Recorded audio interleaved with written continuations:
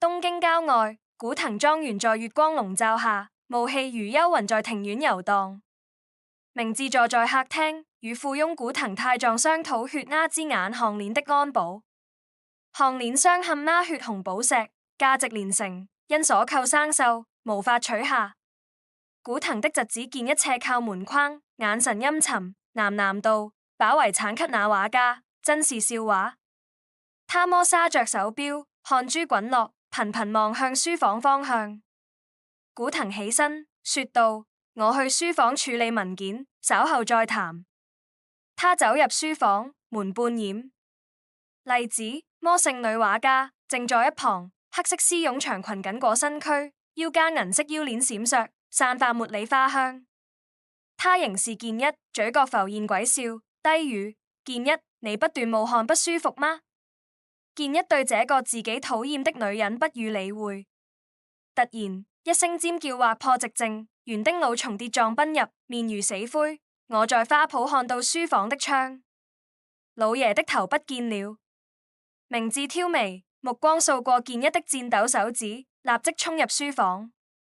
古藤的屍體俯伏在紅木書桌上，鮮血如泉湧，頸部斷口平整，頭顱不翼而飛。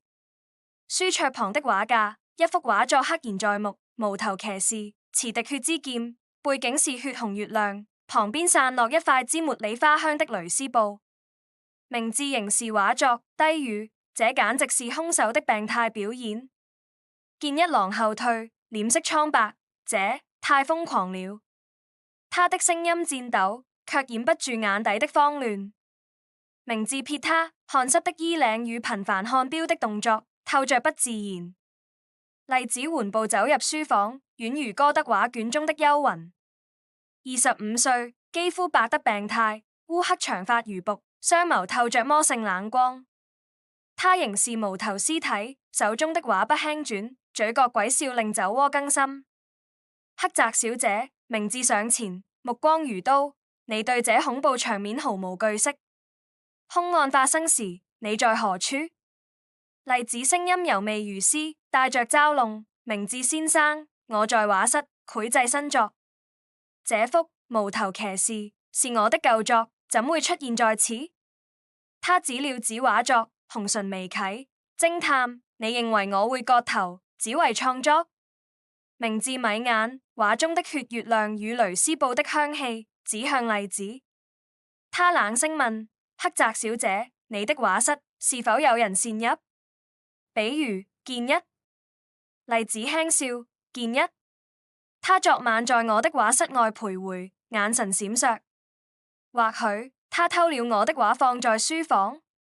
他瞥向健一，後者猛地低頭，手指扣緊，汗滴落在地。明智召集麗子，健一與老蟲到客廳對質，燭光搖曳，影得老蟲一臉死灰，麗子面容則忽明忽暗，健一仍汗流不止。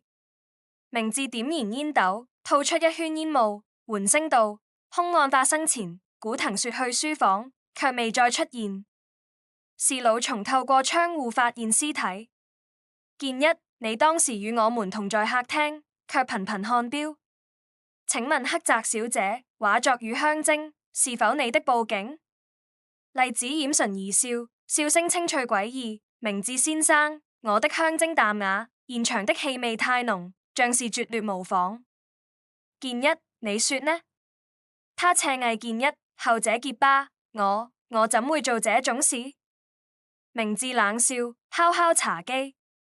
健一，你似乎太緊張。老蟲說：你昨晚進出書房，還抱怨遺囑的事。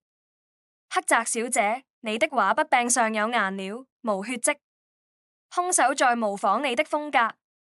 麗子起身，裙擺曳地，步態如蛇，俯身對明智低語：偵探，書房的錄音機或許藏着聲音的秘密。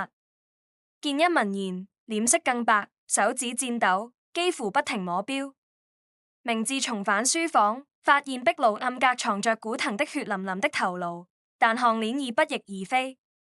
書房角落的老式錄音機，盒帶上有微弱雜音，錄有古藤的聲音。我稍後來客廳。明智檢查地板，暗門通往花圃後園，邊緣有一道畜生擦痕，且地上有灰。明智推斷，兇手利用錄音機與暗門製造不在場證明。兇案前，兇手錄製古藤聲音，設定下午11點播放，讓眾人以為古藤尚在書房。下午10點50分，兇手通過暗門潛入，殺古藤，割頭奪頸鏈，藏頭顱於暗格，偷麗子的畫作與香精，偽裝病態藝術家殺人，嫁禍麗子，掩蓋奪寶動機。兇手迅速返回客廳，假裝與眾同在。明智對健一逼問：你的債務與遺囑爭執驅使你下手？畫室徘徊是為了偷畫與香精。錄音機的雜音與暗門的擦痕暴露了你的詭計。健一崩潰招供，他錄製古藤聲音，利用暗門殺人割頭，偽裝兇案嫁禍麗子，項鏈藏在房間衣櫃。但明智卻沒搜出項鏈。健一被捕，承認因欠債與遺囑嫉恨，割頭奪寶，靈感來自麗子的畫作。明智回到畫室，麗子正對新畫添筆，無頭騎士的劍柄，紅寶石閃爍妖異。他微笑：明智先生，滿意這場遊戲了嗎？明智凝視他，麗子的冷靜太完美，香精破綻太巧合。他低聲問：黑澤小姐，你何時懷疑健一？麗子輕笑，撫摸腰間銀色腰鏈，鏈墜雙一顆那血紅寶石，與血那之眼相似。偵探藝術比真相更迷人。他放下畫筆，消失於明智的視線。畫室在陰影下只留低陣陣茉莉花香。明智點燃煙斗，喃喃道：黑澤麗子，你這魔女究竟幹了什麼？